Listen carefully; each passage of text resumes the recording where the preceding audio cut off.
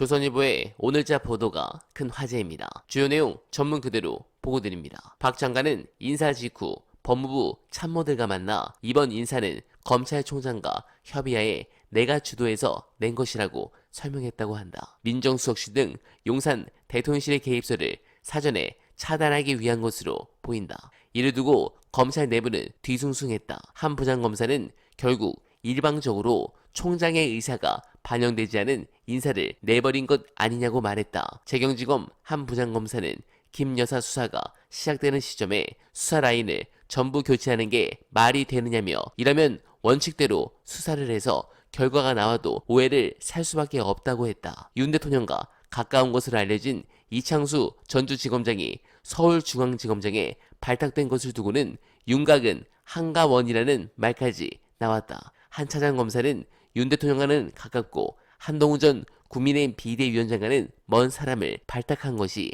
이번 인사의 특징이라고 했다. 네, 검찰 내부가 부글부글한 것은 좋은 시그널입니다. 관련해서 중요한 영상 보시고 이어가 보겠습니다. 지금 이 분위기가 좀 애사롭지가 않아요. 서울중앙지검도 확 갈아버렸잖아요. 그리고 민주당에서는 검찰, 수원지검을 향한 특검을 하겠다는 거 아닙니까? 이 부분은 이렇게 봐야 됩니다. 네. 권력은 부자지간에도 나눌 수 없다. 정권이 흥하는 정권과 정권이 퇴락하는 정권의 특징은 뭐냐면 기세가 좋을 때 대통령 지지율이 높고 전망이 좋을 때는 많은 사람을 믿어도 되고 또 안 믿었던 사람들도 그쪽 노선에 따르게 되고 그렇죠. 그렇게 되는 거죠. 그런데 이제 정권이 쇠락하거나 당 지지율과 또 대통령의 지지율이 떨어질 때는 믿던 사람도 못 믿게 돼요. 지금 그런 형국가 그런 아닙니까? 상황입니다. 그래서 예를 들어서 기세가 좋을 때는 10촌 관계에서 다 믿을 수 있었는데 점점 줄어들면서 5촌 이상은 믿으면 안 돼. 이게 점점 줄어들어서 직계 좀비속 아니면 믿기 어려운 이런 상황으로 내몰리고 있는데 그것이 바로 레임덕이 왔다는 것이고 그렇죠. 레임덕 기간이 짧고 바로 데드덕으로 가지 않을까. 네, 공감합니다. 그리고 어제 제가 말씀드렸던 윤석열의 이 멍게 사건에 대한 비평 많은 분들께서 공감해 주셨습니다. 여러분, 인플레이션은 저소득층과 노동자를 특히 힘들게 합니다. 인플레이션 자체가 이른바 역진세 기능을 하기 때문입니다.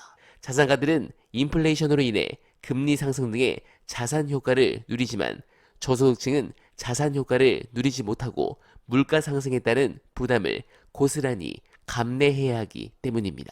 연일 식품 인플레이션이 기록적으로 상승하는데 시장 가서 멍게 보고 소주 생각이 난다는 그 인간을 보니 진짜 빨리 끌어내리지 않으면 이거 답이 없겠구나 싶습니다. 그런데 그 희망이 조금씩 보이기 시작했습니다. 윤석열이 검찰 인사를 무리하게 가동하는 것을 보고 정말 그 순간이 오나 강력하게 시그널을 감지했습니다.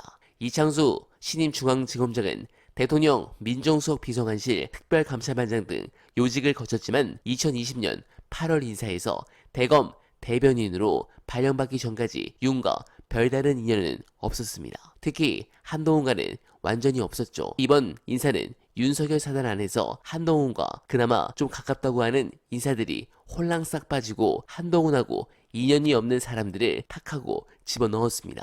즉 자기 핵심 참모조차 믿지 못하는 겁니다. 보통 이런 상황에서 권력은 무너지죠. 그러나 우리도 마음 굳게 먹고 전투에 참가할 각오를 해야 할 시기 같습니다. 어쩌면 박근혜보다 쉽게 무너질 수도 있어 보이지만 그때보다 몇 배는 더 힘들 수도 있어 보입니다. 그때까지 어날바는 최선을 다할 것을 약속드리며 이번 영상은 여기서 인사드리겠습니다. 시청자 여러분 고맙습니다.